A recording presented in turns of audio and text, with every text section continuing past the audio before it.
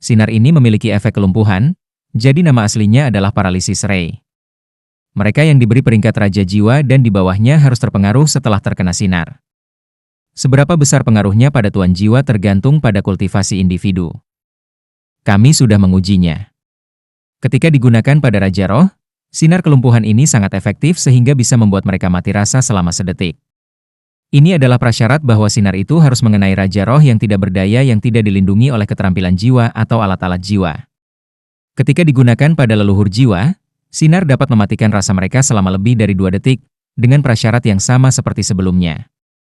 Selain itu, ia dapat mematikan seorang master jiwa dengan 3 cincin jiwa dengan peringkat yang sama setidaknya selama 3 hingga 4 detik.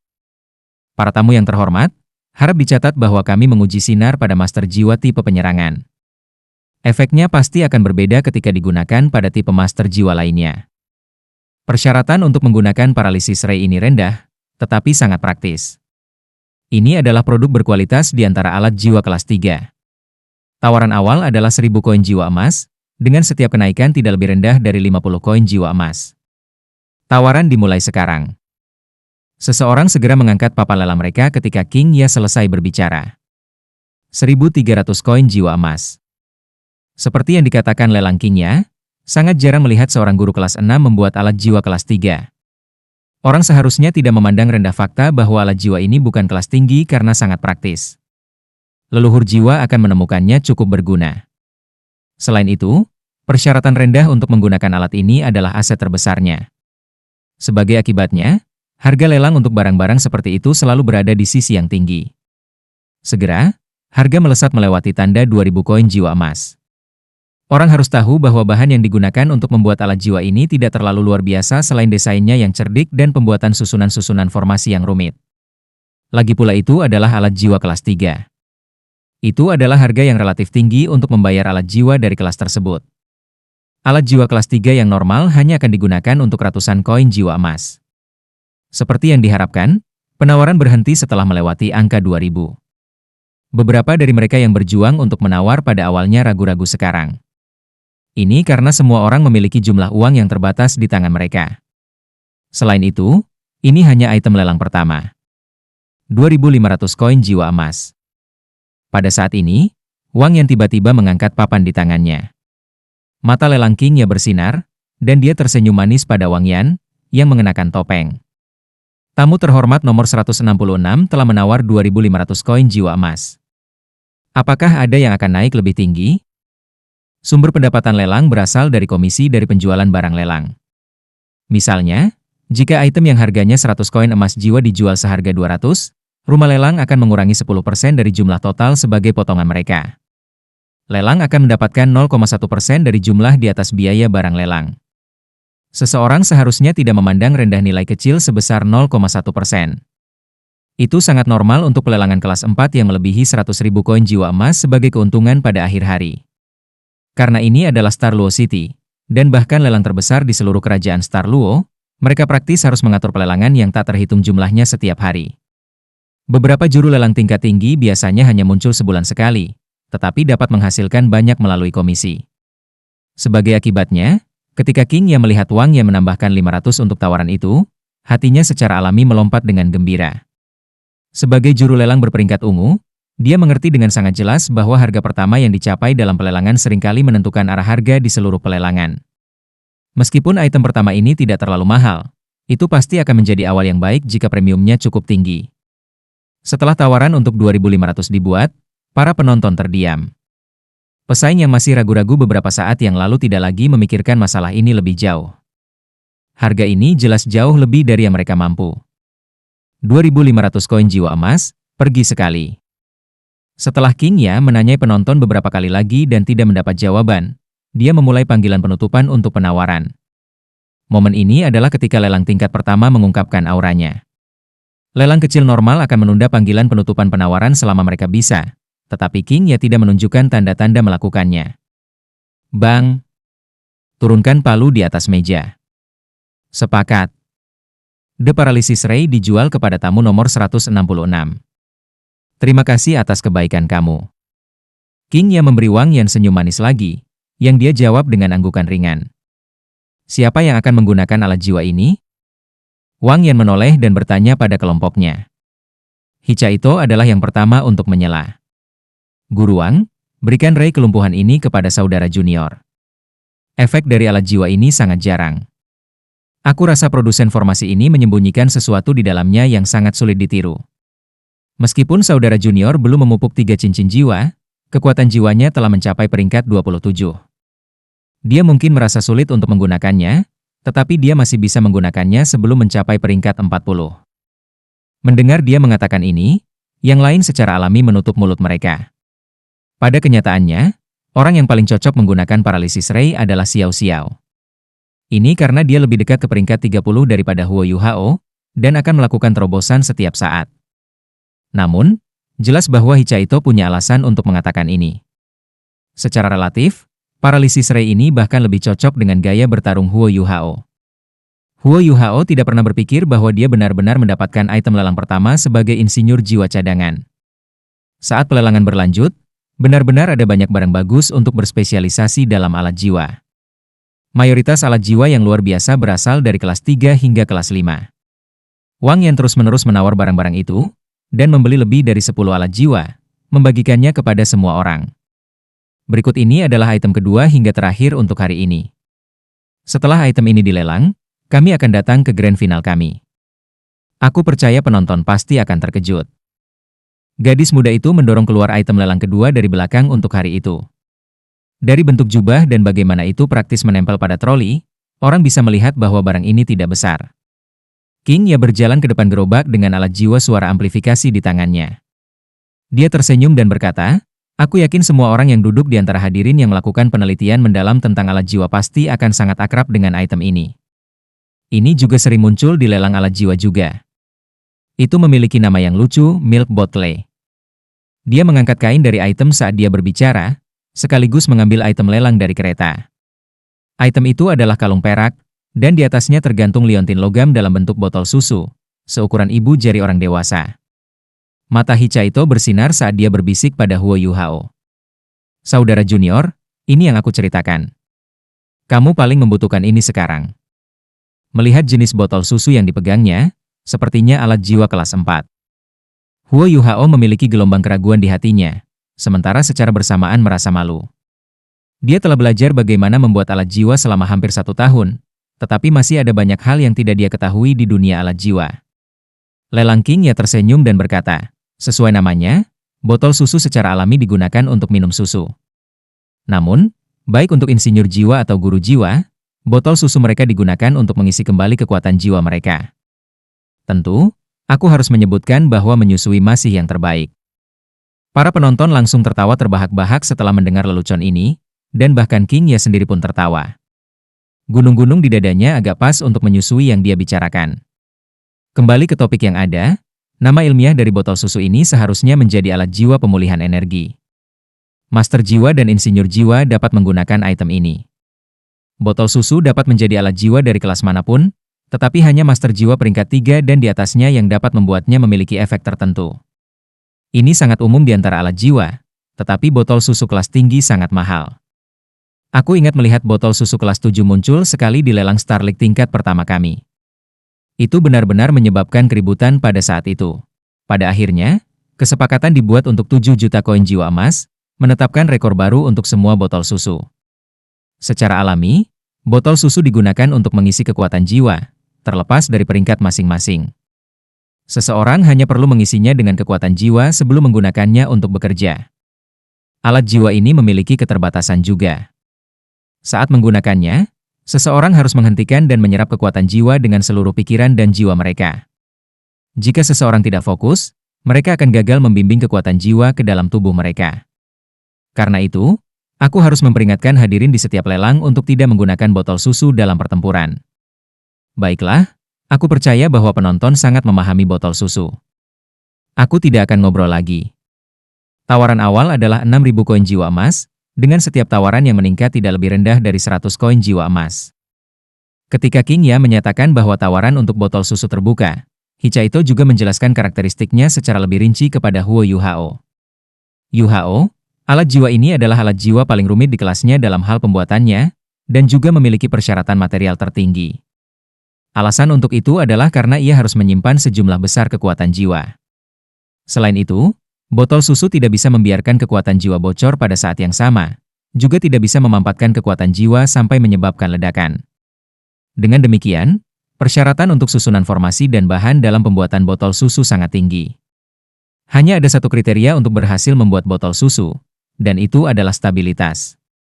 Setelah botol susu diisi dengan kekuatan jiwa, itu harus stabil. Jika tidak, itu akan berubah menjadi bom yang bisa meledak kapan saja. Peringatan pelelang ini sangat akurat. Secara umum, seseorang pasti tidak bisa menggunakan botol susu saat berperang. Ini karena ketika guru jiwa menyerap kekuatan jiwa dari botol susu, banyak kekuatan jiwa akan dilepaskan.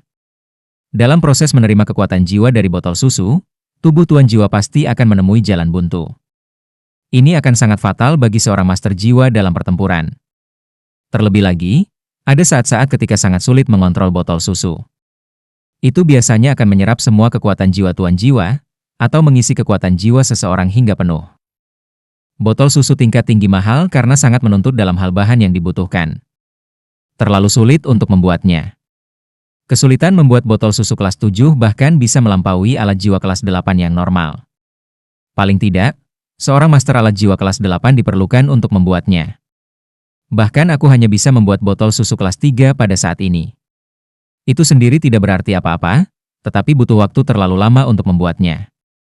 Aku hanya mencoba membuatnya sekali, dan tidak akan melakukannya lagi. Yuhao, segalanya berbeda denganmu karena kemampuan bawaanmu adalah berbasis roh. Kekuatan spiritual kamu cukup kuat untuk menjadi sangat efektif dalam mengendalikan botol susu. Dengan begitu, akan lebih mudah bagi kamu untuk mengontrol seberapa banyak kekuatan jiwa yang kamu serap. Lebih jauh lagi, kamu adalah seorang master jiwa tipe kontrol. Selama pertarungan tim, kamu dapat tetap berada di belakang tim sepanjang waktu dan memulihkan kekuatan jiwa kamu menggunakan botol susu. Namun, kamu mungkin menghadapi situasi di mana kamu menerima terlalu banyak kekuatan jiwa saat menggunakan botol susu kelas 4 ini. Apakah tubuh kamu dapat menanggungnya? Bagaimanapun, itu akan menjadi gelombang besar kekuatan jiwa. Hati Huo Yuhao bergetar dan dia segera menjawab, itu tidak akan menjadi masalah. Botol susu kelas 4 bukanlah sesuatu yang bisa dianggap enteng, tetapi dia masih memiliki pasangan fusionnya. Ketika dia dan Wang Dong berkelahi satu sama lain, mereka bisa menghasilkan Haodong Power di tubuh mereka. Dan jika mereka menggunakan botol susu ini setelah melepaskan jalan emas, bukankah itu akan segera mengisi kembali energi jiwa mereka? Botol susu ini benar-benar alat jiwa pengisian yang baik bagi mereka. Saat mereka berdua berbicara, harga botol susu kelas 4 sudah mencapai 11.000 koin jiwa. Orang tidak perlu khawatir menjual botol susu selama lelang. Ini benar terlepas dari kelas berapa botol susu itu. Ini karena terlalu praktis.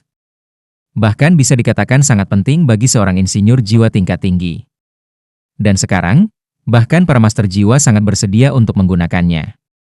Meskipun botol susu akan muncul di hampir setiap lelang tunggal, kesulitan yang terlibat dalam pembuatannya membuatnya sehingga pasokannya tidak akan pernah memenuhi permintaan. Tentu saja, harganya akan semakin meningkat seiring berjalannya waktu, sampai-sampai botol susu sekarang menjadi salah satu alat jiwa yang paling diminati di pasar. Wang Yan hanya bisa mendengarkan percakapan mereka ketika Hichaito telah berbicara sebelumnya. Saat mereka mengobrol satu sama lain, Huo Yuhao tanpa sadar melirik Wang Yan, yang mengangguk padanya. Sebelumnya, Wang Yan telah menghabiskan hampir 70.000 koin jiwa emas. Ini bukan jumlah yang kecil. Tidak ada yang tahu berapa banyak uang yang telah diizinkan akademi bersamanya. Bei berbisik, Guru Wang, apakah kamu punya cukup uang? Jika tidak, aku juga punya. Botol susu ini cukup baik, dan kita semua bisa menggunakannya. Juga, itu tidak seperti kita tidak bisa menggunakannya sama sekali selama pertarungan. Wang Yan tersenyum. Jangan khawatir, aku tidak benar-benar harus mengeluarkan uang. Aku memiliki sertifikat kredit yang dikeluarkan akademi. Tidak peduli berapa banyak uang yang kita habiskan, akademi akan secara alami menyelesaikan tagihan untuk kita. Mata Bei berbinar, akademi sebenarnya mengeluarkan sertifikat kredit untuk kita? Sertifikat kredit bukan uang, tetapi jaminan yang didasarkan pada kepercayaan yang dapat digunakan untuk mengklaim uang dari suatu organisasi. Secara alami, hanya kredit yang dikeluarkan oleh eksistensi puncak yang akan efektif dan dijunjung tinggi. Misalnya, keluarga kekaisaran dari berbagai akademi dan akademi peringkat teratas. Hanya keberadaan puncak seperti ini yang akan mengeluarkan sertifikat kredit tanpa batas pada mereka. Tidak diragukan lagi, Akademi Shrek adalah salah satu dari keberadaan ini. Fakta bahwa Shrek Academy telah memberi mereka sertifikat kredit untuk perjalanan mereka kali ini menandakan kepercayaan mutlak Akademi terhadap mereka. Ini karena sertifikat kredit yang mereka miliki tidak memiliki batas atasnya. Ini berarti bahwa Akademi harus membayar tagihan tidak peduli apa yang mereka beli. Lelang Starlink hanya perlu menyelesaikan pembayarannya dengan Shrek Academy untuk menyelesaikan transaksi. 20.000. Wang Yan mengajukan tawaran, sekali lagi menggunakan tawaran tinggi untuk menghancurkan semangat peserta lain di aula. Wang Yan telah mengambil langkah beberapa kali sebelumnya, dan dia telah menghancurkan semua orang menggunakan kekayaan murni hampir setiap saat. Karena itu, yang lain tidak mau membiarkan harga mencapai tingkat yang terlalu tinggi. Begitu dia bergerak, sebagian besar penawar lainnya segera keluar dari penawaran. Secara alami, ada beberapa orang yang merasa tidak ditugaskan. Bagaimanapun, botol susu kelas 4 ini memiliki harga sebenarnya 20.000 koin jiwa emas atau lebih. 21.000. Suara rendah terdengar dari belakang. Wang Yan menjawab dengan wajah tak tergoyahkan, 25.000. Pada saat ini, seluruh aula kembali tenang. Setelah putaran penawaran ini, pandangan King Ye terhadap Wang Yan mulai berubah dari yang biasa, profesional ke yang lebih intens. Lagi pula, tidak ada yang tidak suka orang dengan uang. Selain itu, suara Wang Yan tidak terlalu keras. Meskipun dia mengenakan topeng, aura seorang sarjana masih bocor darinya. 25.000 satu kali, 25.000 dua kali, 25.000 tiga kali. Selesai. Kecepatan memalu King Ye sangat cepat, seolah-olah dia ingin meninggalkan kesan yang baik pada Wang Yan. Mereka telah memperoleh botol susu. Kali ini, Huo Yuhao agak bersemangat. Dia benar-benar ingin tahu tentang alat jiwa ini yang dapat mengisi kembali kekuatan jiwanya. Setelah mendorong kereta ke bawah panggung, King Ye berjalan ke depan panggung lelang. Wajahnya yang menawan sekarang sedikit memerah, dan dia berkata dengan suara yang jauh lebih tenang, "Para tamu yang terhormat, hadiah misteri kami akan naik panggung. Ini juga merupakan barang terakhir yang kami lelang malam ini. Awalnya ini tidak seharusnya muncul di sini, tetapi dengan izin juru lelang utama kami telah memutuskan untuk mengungkapkan item ini untuk berterima kasih kepada berbagai tamu terhormat kami yang telah mendukung lelang Starlink kami. Meskipun sangat berharga, aku percaya bahwa setiap orang di sini akan dapat memberitahu nilai sebenarnya. Sekarang, aku ingin wanita upacara kita untuk mendorong hadiah misteri kita ke atas panggung." Sebuah kereta dorong sekali lagi naik panggung dari samping. Berbeda dengan item sebelumnya, kereta dorong ini tidak hanya lebih besar, kain di atasnya benar-benar diubah menjadi yang merah mencolok. Semua hal yang dilakukan dalam lelang Starlink dibedakan berdasarkan warna, dengan emas menjadi warna yang paling terhormat. Setelah itu akan menjadi merah, warna cincin jiwa 100.000 tahun. Dari ini, dapat dilihat bahwa karunia misteri ini sangat luar biasa. Itu dengan cepat didorong ke tengah panggung, di samping King Ye. Dari garis umum kain yang menutupinya, item ini tidak terlihat terlalu kecil. Huo Yuhao menyipitkan matanya, diam-diam melepaskan deteksi spiritualnya. Setelah mendapatkan imitasi, deteksi spiritualnya menjadi lebih tersembunyi. Selama dia menghendakinya, dia benar-benar bisa menyembunyikan semua cincin jiwanya sehingga mereka tidak akan muncul selama aktivasi keterampilan jiwanya. Namun, ketika Huo Yuhao diam-diam menyapu kekuatan spiritualnya di kain merah dan item di dalamnya, tubuhnya tiba-tiba bergetar hebat. Dia dengan cepat menutup matanya dengan tangannya, dan seluruh tubuhnya mulai kejang. Hicha Ito dan Bei Bei keduanya terkejut, dan keduanya berkata serempak, "Yuhao, apa yang terjadi padamu?" Huo Yuhao berhenti selama beberapa detik sebelum kembali sadar. Namun ketika dia menarik tangannya, Hicha Ito dan Bei Bei bisa dengan jelas melihat kilatan di matanya. Perasaan yang tajam. Ketika dia memindai kain merah itu menggunakan deteksi spiritualnya untuk mencari tahu benda apa yang ada di dalamnya, dia merasakan ketajaman yang tak terlukiskan. Ketajaman itu secara instan telah merobek deteksi spiritualnya, bahkan menembus bahkan asal spiritualnya. Ini telah membuat Huo Yuhao takut sampai-sampai dia dengan cepat membatalkan keterampilan jiwanya. Meskipun ini adalah kasusnya, keterampilan jiwanya masih disalurkan melalui mata rohnya. Akibatnya, mereka masih sangat kesal, sampai titik di mana air mata mulai mengalir dari matanya. King Ye sudah memulai perkenalannya di panggung aula ke-12. Semua orang di sini pasti benar-benar ingin tahu apa hadiah misterius kita. Sudah larut, dan King Ya tidak ingin merusak klimaks. Karunia misteri ini sangat biasa, tetapi juga teman yang paling tak terpisahkan dari insinyur jiwa. Setiap insinyur jiwa harus memiliki salah satunya.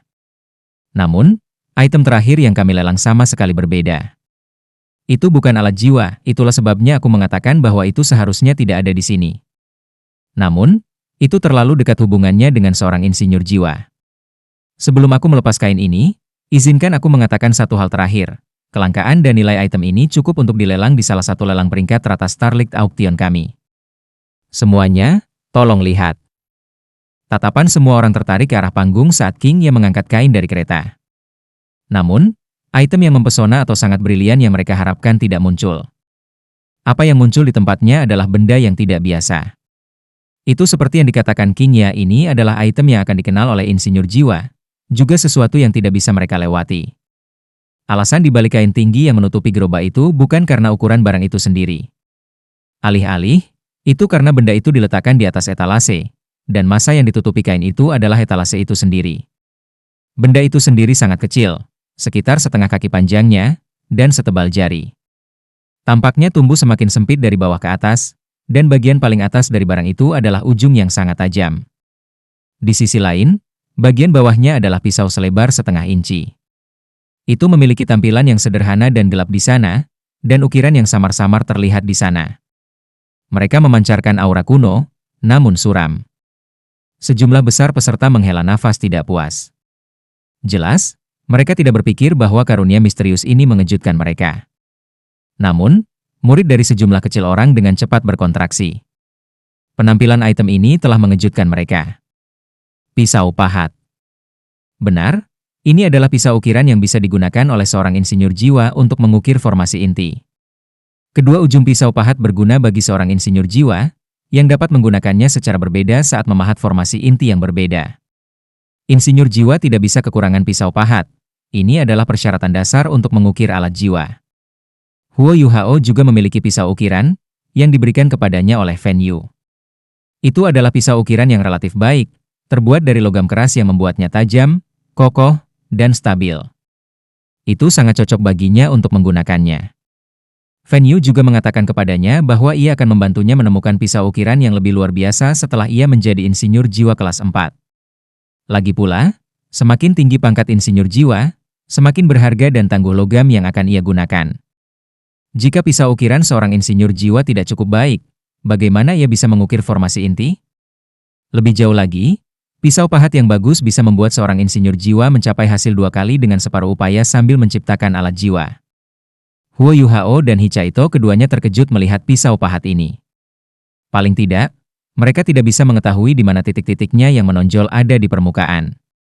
Namun, Huo Yuhao menaruh kepercayaan besar pada perasaannya sebelumnya. Sensasi tajam yang menembus bahkan deteksi spiritualnya jelas tidak palsu, dan pisau pahat ini jelas tidak normal. Suara King Ya terdengar dari kerumunan suara tidak puas, kemungkinan besar, beberapa tamu terhormat kami telah tertipu oleh penampilan luarnya. Kemudian, aku hanya bisa memberitahu kamu dengan sangat menyesal bahwa kamu semua salah. Kehilangan karunia misteri ini akan menjadi penyesalan terbesar dalam hidup kamu. Sekarang, izinkan aku memperkenalkan kepada kamu semua pisau ukiran yang tampaknya biasa ini, yang tentu saja tidak biasa. Pisau ukir adalah keharusan bagi seorang insinyur jiwa. Selain itu, pisau pahat yang baik adalah hal terpenting yang bisa dimiliki oleh seorang insinyur jiwa tingkat tinggi. Para tamu yang terhormat, pisau pahat yang kamu lihat di depan kamu tidak dapat digambarkan menggunakan kata, sederhana, saja. Menyebutnya pisau pahat yang luar biasa tidak akan berlebihan. Pertama, izinkan aku memberikan penjelasan singkat. Ada peringkat untuk pisau pahat di dunia insinyur jiwa, dan pangkat teratas ada di tangan para insinyur jiwa terbaik di dunia. Aku yakin bahwa semua orang di sini telah mendengar istilah pisau pahat peringkat. Itu adalah istilah yang digunakan untuk menggambarkan pisau ukiran yang telah mencapai papan peringkat. Papan ukiran pisau ukiran Douluo benua kami mencantumkan 100 pisau ukir terbaik di dunia. Dengan menyesal, lebih dari 2/3 dari pisau itu milik Kekaisaran Bulan Matahari. Ini adalah salah satu alasan utama mengapa ada begitu banyak, dan begitu kuat, insinyur jiwa di Kekaisaran Sun Moon. Dan benda yang kamu lihat di depan adalah salah satu dari 100 pisau pahat di papan. Dengan kata lain, itu adalah salah satu pisau pahat peringkat yang baru saja aku bicarakan. Kerumunan di bawah panggung segera melonjak saat King Ye mengucapkan kata-kata, pisau ukir peringkat. Desahan ketidakpuasan sebelumnya segera menghilang, dan Hichaito memejamkan matanya tanpa daya. Jika King Ye tidak menjelaskan semuanya, dia berencana untuk menyimpan semuanya untuk dirinya sendiri. Sebagai salah satu murid Venue, dia telah memperhatikan beberapa kelainan tentang pisau pahat ini setelah melakukan pengamatan yang cermat. Selain itu, sebagai seorang insinyur jiwa sendiri, keinginannya untuk pisau ukiran peringkat tidak akan pernah kurang. Hanya ada 2 pisau pahat peringkat dalam Akademi Shrek, yang masing-masing milik Din Xianlin dan Venue. Saat ini, pisau pahat peringkat baru saja muncul di depan mereka. Ini memiliki arti yang sangat penting bagi mereka, dan bahkan Akademi Shrek secara keseluruhan. Meskipun Wang yang tidak tahu banyak tentang pisau ukiran, dia langsung bersemangat setelah mendengar kata-kata, pisau pahat peringkat. Dia mengerti bahwa ini adalah sesuatu yang harus dia bawa kembali ke Akademi Shrek bagaimanapun caranya. Bahkan jika itu memiliki harga tinggi, Akademi masih akan menghadiahinya untuk itu. Dari hal-hal berharga yang dicari Akademi, pisau pahat peringkat telah berada di peringkat teratas untuk waktu yang lama. Ini terutama berlaku untuk Departemen Alat Jiwa, karena bahkan wakil dekan Qian Duo tidak dapat menggunakan pisau pahat peringkat. Suasana bersemangat di bawah panggung langsung menyebabkan senyum cemerlang muncul di wajah menawan King Ye. Dia sama sekali tidak sabar. Setelah menunggu 5 menit penuh, para peserta lelang perlahan-lahan menjadi tenang. Lelang King Ye. Apa yang masih kamu tunggu? Mulai penawaran dengan cepat. Sudah ada beberapa orang yang tidak bisa menahan kegembiraan mereka lagi. King Ye tersenyum. Para tamu yang terhormat, tolong jangan begitu tidak sabar. Aku yakin semua orang di sini tahu bahwa lelang Starlight kami selalu tulus dan jujur kepada semua pelanggan kami. Kami selalu menjamin kualitas semua barang yang dijual dalam pelelangan kami, dan kami tidak akan pernah membiarkan barang yang rusak atau bermasalah diberikan kepada tamu terhormat kami. Karena itu, aku ingin semua orang mengizinkan aku untuk selesai berbicara. Sementara berbicara, King Ye dengan menyesal melihat pisau ukiran kuno di depannya dan menghela nafas dengan ringan. Jika ini adalah pisau ukiran peringkat biasa, itu tidak akan pernah muncul di sini. Para tamu yang terhormat, aku yakin kamu semua mengetahui hal ini. Pisau pahat berperingkat adalah salah satu benda paling berharga di dunia insinyur jiwa. Itu bahkan lebih berharga daripada bahan berharga tertentu.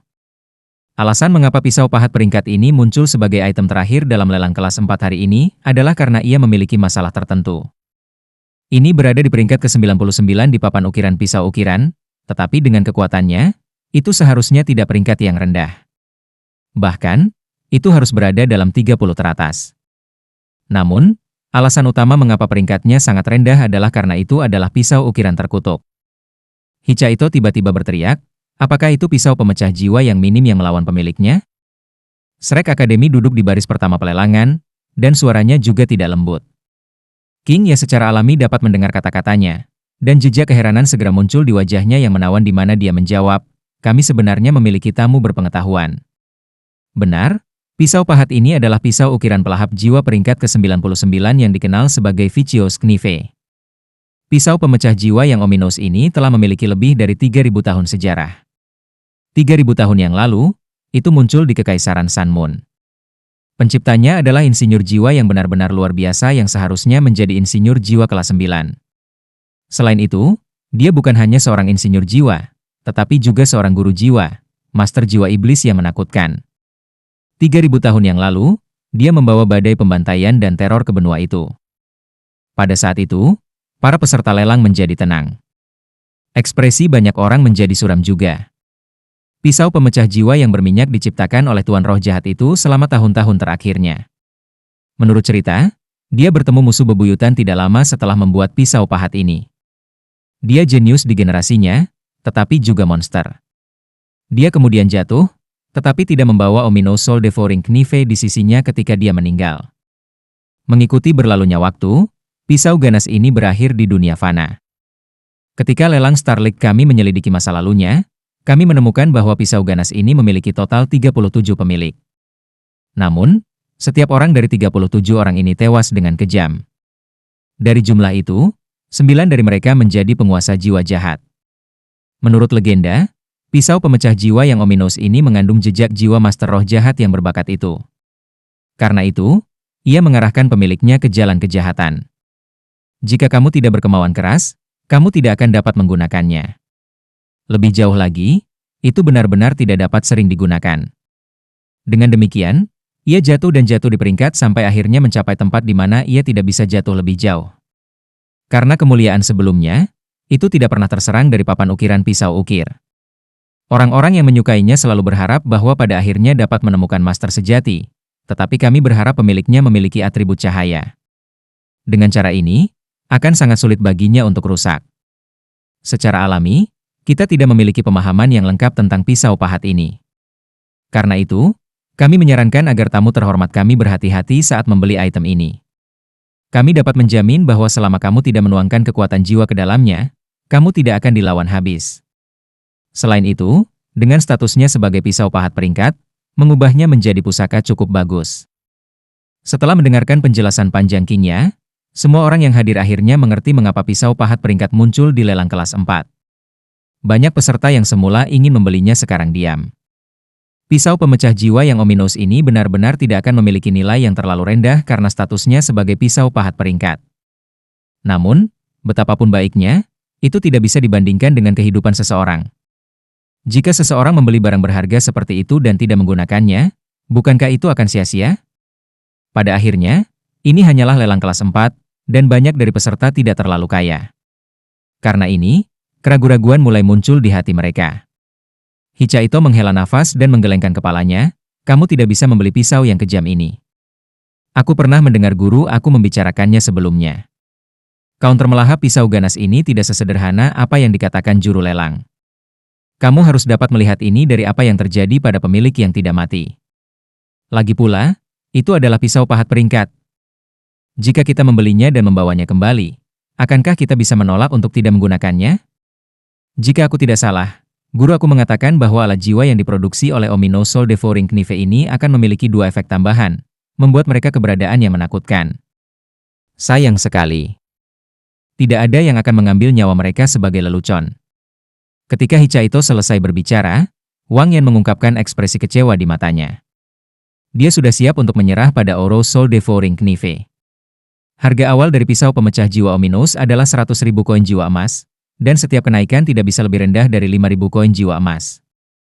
Kita bisa memulai pelelangan sekarang. King Ya berbicara dengan senyum di wajahnya. Pada kenyataannya, dia tidak bersemangat sama sekali. Dia mampu mengatakan dengan pengalamannya yang hampir 10 tahun sebagai juru lelang bahwa pisau pemecah jiwa yang ominous akan dibiarkan tidak terjual lagi. Pada kenyataannya, Omino Soul Devouring Knife telah muncul di salah satu lelang peringkat teratas Starlight Auction tak lama setelah organisasi mendapatkannya.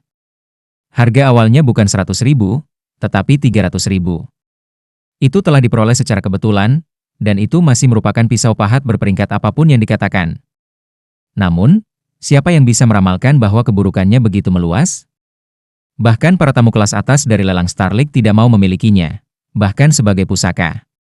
Hanya siapa yang berani menyimpannya dengan bahaya jiwa roh jahat yang tinggal di dalamnya? Vicio Soul Devouring Knife memiliki sejarah yang hanya bisa digambarkan menggunakan kata buas. Tidak ada pemilik sebelumnya, termasuk penciptanya, yang mampu hidup lebih dari 10 tahun setelah memilikinya.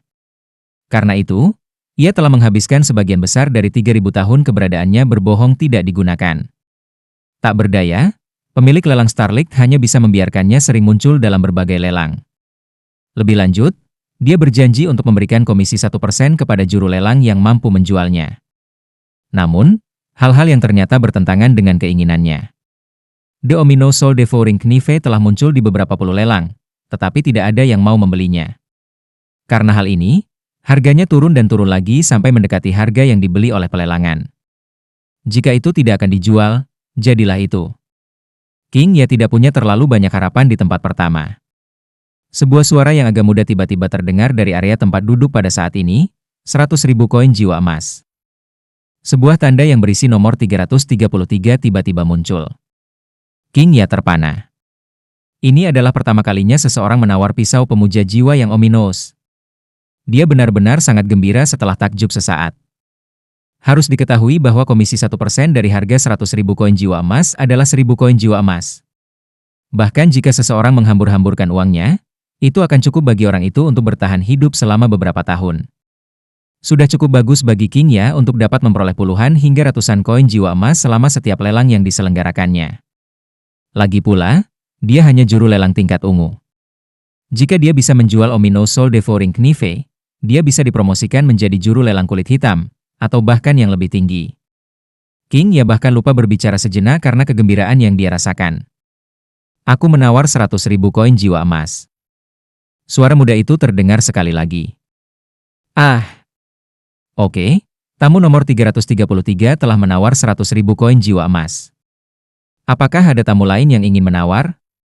King Ya tersadar dan berbicara dengan tergesa-gesa.